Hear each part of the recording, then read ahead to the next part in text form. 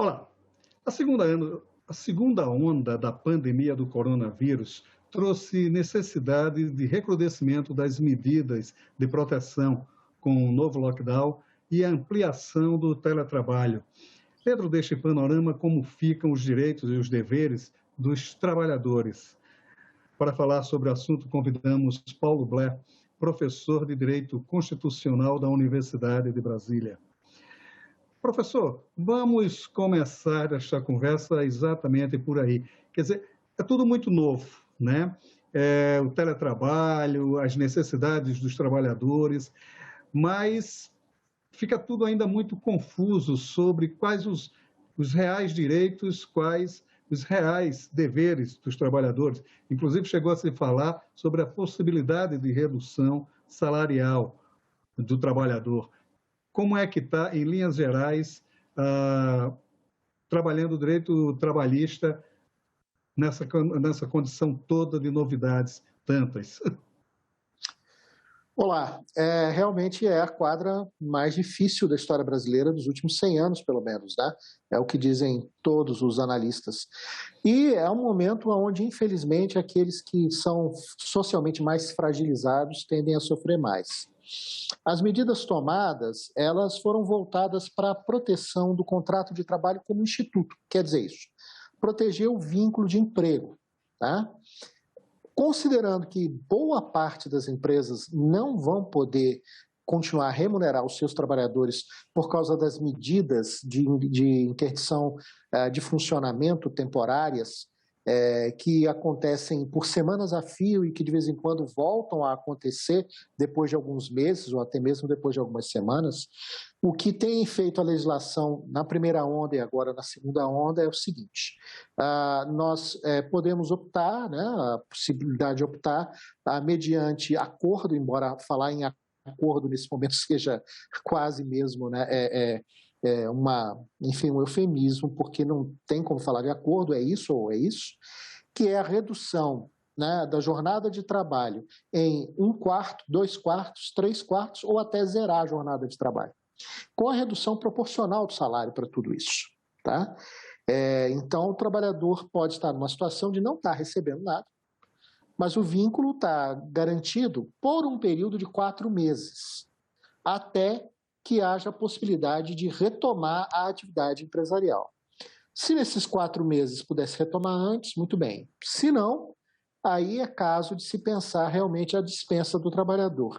Mas esse período de 4 meses vai ser contado para fins, né, de algumas incidências, especialmente de natureza previdenciária, especialmente 13º, que precisam ser pagas e acertadas no momento da rescisão contratual.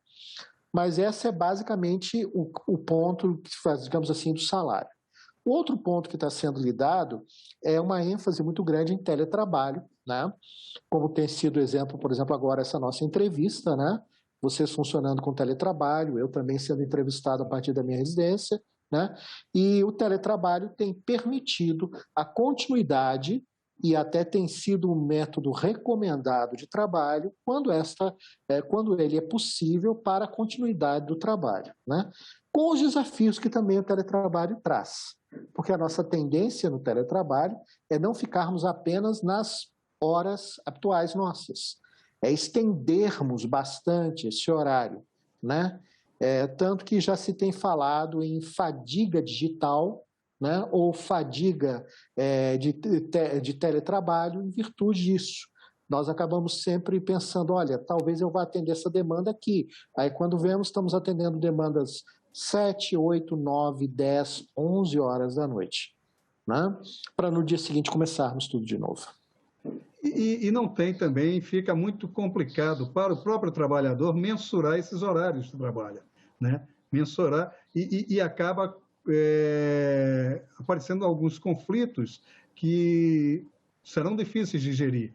Recentemente saiu a notícia que um servidor do Tribunal de Contas da União estaria sendo demitido por excessos de falta ao trabalho. Quer dizer, como é que o trabalhador também teria condições de se proteger dessas situações?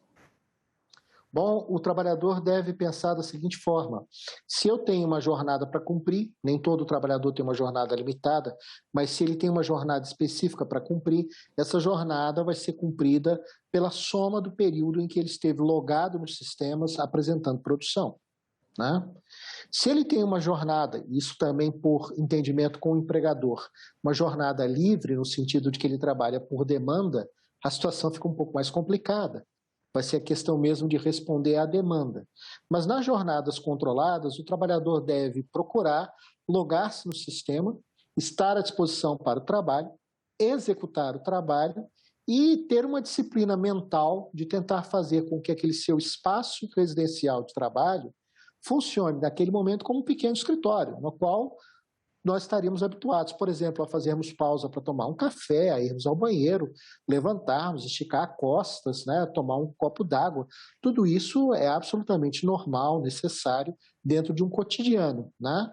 Então, talvez o conselho que se tem dado ao trabalhador não esqueça de fazer o seu login, continuar à disposição, executar as suas tarefas, mas também não esqueça de fazer as pausas, não esqueça de se colocar numa situação na qual você não está propriamente assistindo uma tela por 2 ou 3 ou 5 horas continuamente, porque isso vai gerar um desgaste físico e um desgaste mental que vão causar o burnout, né, que é o esgotamento do trabalhador muito rapidamente. Então, é um fio delicado dessa balança. A necessidade do trabalhador estar digitalmente à disposição, mas no período em que ele está, saber que essas pausas frequentes são necessárias para a manutenção da saúde física e da saúde mental durante o trabalho. O nível é o bom senso, né? Quer dizer, o lockdown, o teletrabalho, ele não é umas férias, você não está ali de férias, você está à disposição do trabalho, né? Mas que você module esse trabalho de uma forma que também seja respeitado os seus limites, que já estão extremamente afetados com toda a situação, né? Então, quer dizer, na verdade, o bom senso é que vai gerir isso. Isso, eu sempre proponho, coloque-se no lugar como se você estivesse no momento de trabalho presencial, no seu escritório, na sua sala de trabalho. Ninguém vai achar que você está gazeteando o trabalho se você se levanta e vai ao banheiro ou se você toma um copo d'água ou pega uma xícara de café. Mas ninguém vai achar muito normal que você, no seu período no escritório, se ausente do seu escritório de trabalho durante 1 hora, sem uma justificativa. Pode ser que haja uma justificativa. Mas se o seu trabalho é feito ali naquela mesa, naquele sistema, por que você esteve ausente durante 1 hora, 2 horas? Né? Por que você deveria estar logado às 9 horas da manhã e foi logado no sistema às 2 horas da tarde? Tem uma justificativa? Né? Tudo bem, vamos apresentar. Não tem? Aí realmente nós estamos no quadro em que o trabalhador passa, sem perceber, a assumir para si a posição de regular o seu horário de trabalho. E aí, em determinadas situações, o tomador de serviços, a empresa, o órgão público, podem chamar esse trabalhador à responsabilidade. Diz, não, você não vai regular o seu horário de trabalho. O seu horário de trabalho é esse e precisa ser cumprido desta forma, né? Ainda que nas condições excepcionais. Sem dúvida, o bom senso é o fio disso. Mas um bom exercício que a gente pode fazer para determinar o que é bom senso ou não é pensar o que eu estaria fazendo no meu trabalho presencial. Já é um bom caminho.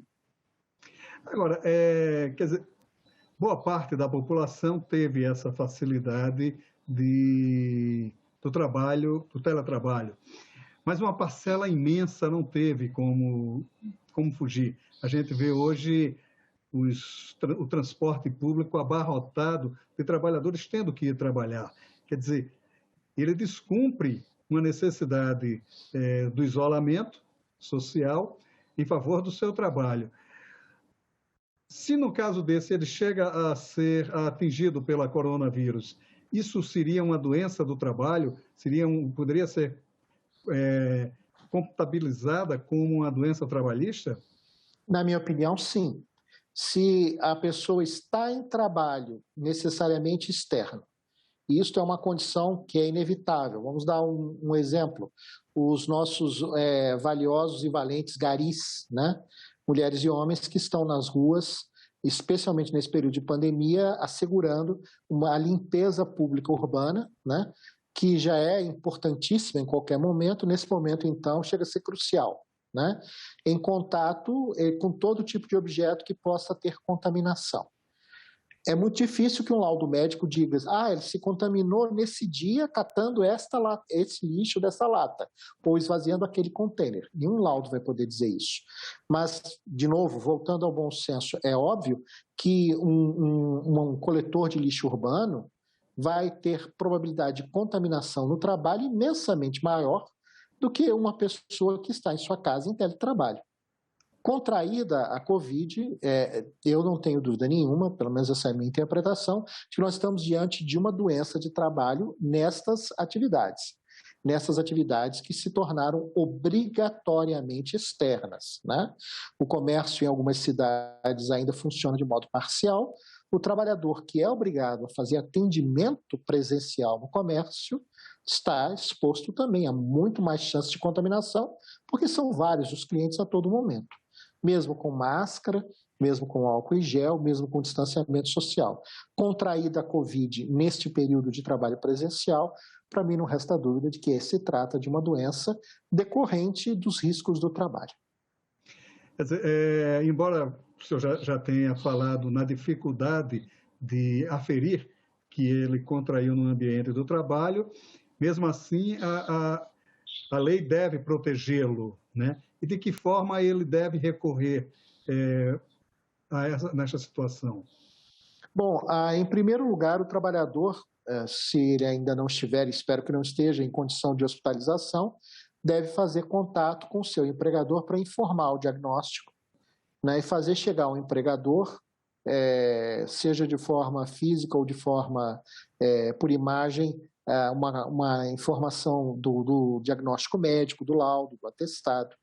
E o empregador, então, tem o dever de fazer esse registro como doença, e nesse caso como doença profissional, emitir a documentação própria, que é chamada de CAT, porque doenças profissionais são equiparáveis a acidentes de trabalho, e emitida essa documentação perante, hoje ela é toda digital, ela vai para o INSS.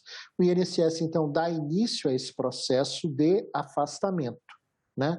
Já, inclusive, legislação em trâmite no Congresso Nacional que dispensa qualquer justificativa pela ausência por Covid nos primeiros 7 dias. Que normalmente são dias de muito tumulto, o trabalhador se vê, enfim, impactado pela notícia, às vezes tem dificuldade de obter até contato novamente com o empregador. Mas uma vez apresentado isso e emitida essa documentação ao INSS, o INSS deve imediatamente começar o processamento do pagamento de benefício específico, que é o benefício acidentário, auxílio doença acidentário. Nesse momento, o INSS, por conta das restrições de presença, está fazendo esse pagamento sujeito, depois, no futuro, a uma confirmação pericial. Não está exigindo perícia presencial, nem seria razoável exigir, né? E depois do 15º dia de eventual afastamento, já no 16º dia, a responsabilidade pelo pagamento é exclusivamente do INSS, deixa de ser do empregador. Quer dizer, do ponto de vista legal, as instituições estão funcionando em defesa do trabalhador, de certa forma, garantindo os seus direitos, né?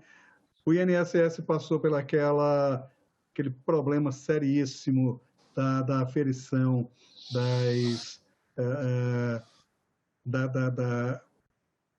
os peritos se afastaram durante um bom tempo e ficou muito prejudicado, ficou uma situação muito caótica ali, mas essa situação, ela, me parece, se ela não foi normalizada, pelo menos ela não está chegando a atingir, pelo menos, os infectados com a Covid. Já está quase normalizada, né? Ela foi dramática por um período e, sim, a instituição, não só o INSS, tá? Como a fiscalização trabalhista administrativa das delegacias regionais do trabalho, está atuando, e, aliás, fiscais estão externamente cumprindo, inclusive com risco, né, porque a atividade de fiscalização é presencial.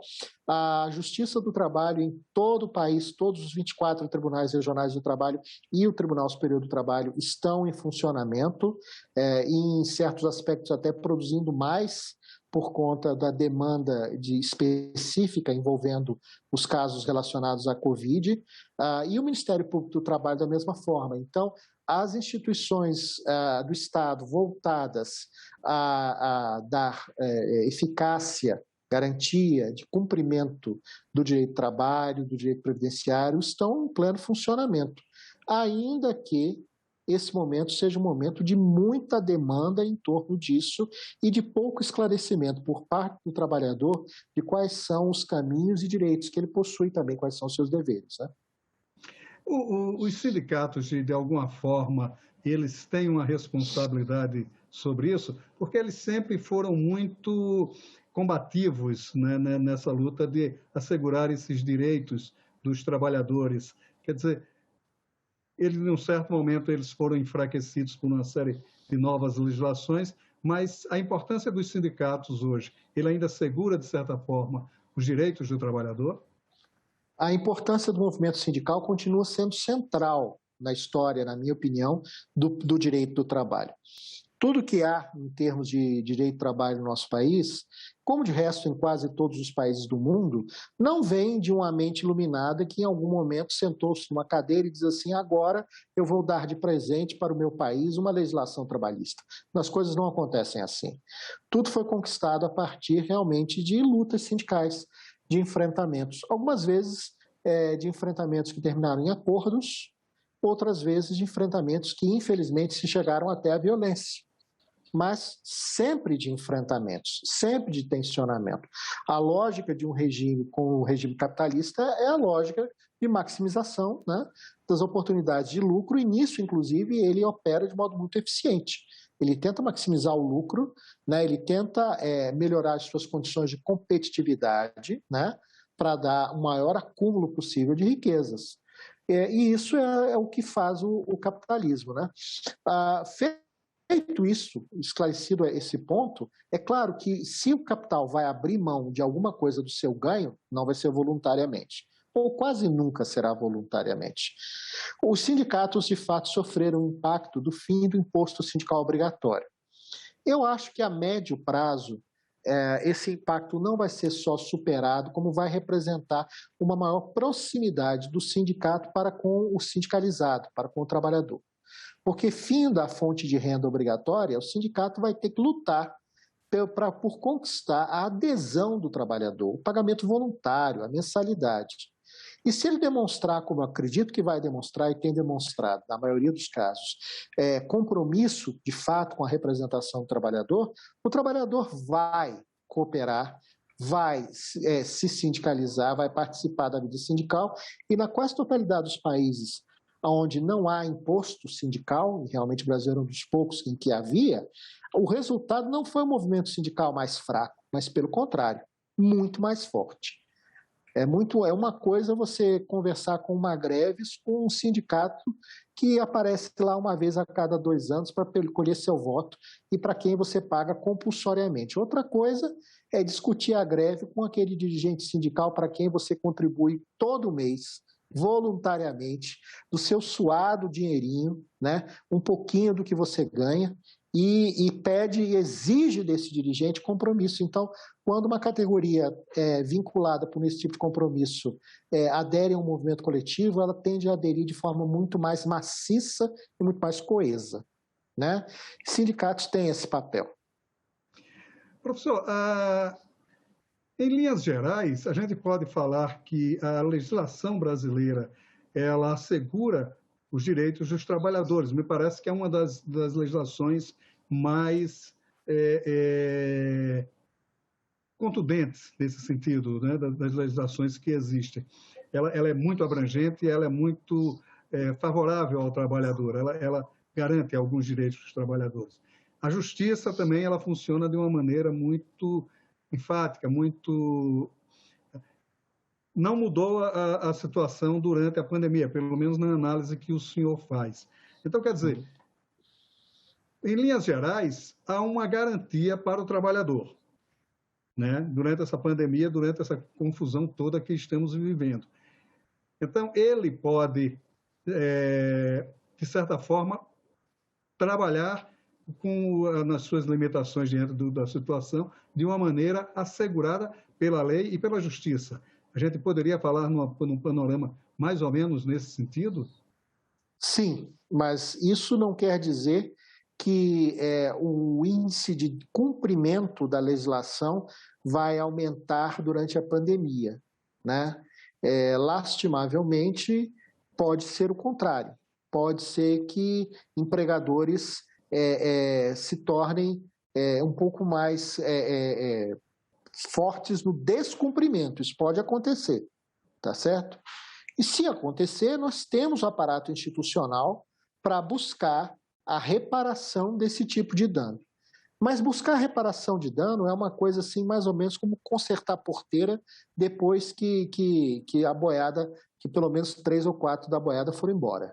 Então, é muito melhor a gente ter investimento na manutenção, né, da porteira e do cercado para evitar esse problema. É esse ainda o ponto frágil, eu acho, da segurança institucional brasileira das relações de trabalho, né? Nós, volta e meia, estamos assim, ouvindo, poxa, por que tem tanto processo trabalhista no Brasil, né, comparativamente com outros lugares do mundo? Existem dados até exagerados nessa comparação, mas na maioria dos lugares do mundo a gente não vai discutir se houve anotação do cartão de ponto fraudada ou errada, né? A anotação, o sujeito termina às 18 horas, o trabalho bateu lá o ponto às 18 horas, no período presencial, né? Mas, na verdade, continua trabalhando até às 20 horas. Esse tipo de coisa é um tipo de coisa que, na maioria dos países com mais amadurecimento institucional, não existe. Então, as questões de trabalho são discutidas em um nível mais macro, né? Mais abrangente, mais coletivo. Aqui, às vezes, a gente tem que discutir até se o salário do sujeito está todo indicado na carteira ou se está pago por fora, né? Então, esse é o grande problema, como eu disse, da fragilidade das nossas relações. Nós temos aqui relações de trabalho ainda marcadas por uma multiplicidade de pequenas violações, gerando um volume gigantesco de ações judiciais para a correção dessas pequenas que, somadas, se tornam grandes, né? Esse é o problema, né? A manutenção de relações saudáveis no cotidiano e não apenas a reparação dos danos causados depois que a demissão aconteceu. E isso aí é uma questão cultural já, né? Quer dizer, já independe de um panorama de pandemia ou não. Quer dizer, aí teria que ser um trabalho educativo mesmo, né? Sim. Tanto dos empresários quanto dos trabalhadores. Eu sempre costumo dizer que nós temos uma sociedade que amadureceu para a percepção de que, por exemplo, a cidadania no trânsito requer educação para o trânsito, né? Que a cidadania requer responsabilidade financeira pessoal, e hoje nós ensinamos aos nossos adolescentes nas escolas, né, educação financeira para a vida, gerir seu próprio salário, seu recurso com sabedoria, mas, curiosamente, nós não aplicamos isso para as nossas relações de trabalho, né? Seria necessário educar uma geração inteira a respeito da importância de relações saudáveis de trabalho, do ponto de vista da observância jurídica do que essas relações representam e do ponto de vista, obviamente, de você deixar para judicializar, para discutir exclusivamente aquilo que de fato for grave o suficiente que mereça essa discussão e não transformar a violação, digamos, no cotidiano, né?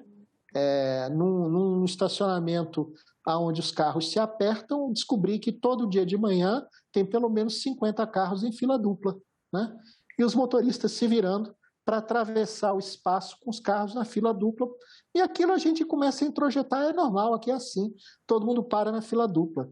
Mas não deve parar na fila dupla, né? Se ninguém parar na fila dupla, o estacionamento flui. Tranquilo, pessoas entram, pessoas saem, não tem condicionamento, não tem batida de carro, olha que beleza, né? Mas a gente precisa realmente fazer uma transformação cultural, e eu acho que educação para as relações de trabalho ainda é uma coisa que não aconteceu no nosso horizonte. mas que a gente, pelo menos, tem alguma expectativa? Eu espero que sim, né?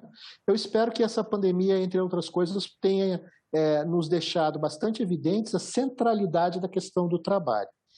Não apenas porque sem trabalho a quase totalidade da população não come, embora existam aqueles que, por felicidade, fortuna, não sei, ou competência, sei lá, possuem um patrimônio, uma renda acumulada que poderiam viver a vida inteira sem trabalhar. Mas esses são poucos na nossa sociedade, né? A gente nem sabe se isso é exatamente justo ou não, mas isso é uma outra questão. A questão em torno de mudança é o que nós percebemos nessa pandemia. Se as pessoas não trabalham, elas não consomem. Se elas não consomem, empresas fecham. Se empresas fecham, credores deixam de ser pagos. Se credores deixam de fornecedores, credores deixam de ser pagos, bancos e instituições financeiras passam a não receber. Então, nessa cadeia, muito rapidamente se vai da dispensa de 10 garçons à quebra de uma instituição financeira. A gente acha que isso não acontece, mas é um pulo. E quem nos ensinou isso uma vez, no século passado, no século XX, foi a crise americana da Bolsa. Né? Com rapidez, a quebra de Wall Street, né? O país inteiro quebrou em uma questão de semanas. Né? E a gente acha que não, que isso ficou no passado. Não ficou, não. Aí nós vamos descobrir uma coisa, que capital e trabalho só existem quando considerados em conjunto. Não há capital que não venha aferido sua existência a partir do consumo gerado pelo trabalho. São parceiros. Professor, muito obrigado pela sua participação aqui no Cidadania. Foi uma ótima entrevista. Muito obrigado.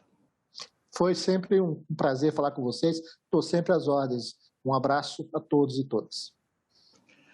Se você quiser rever esta ou outras entrevistas, é só acessar a nossa página, a página da TV Senado na internet, senado.leg.br/TV, ou o canal da TV Senado no YouTube.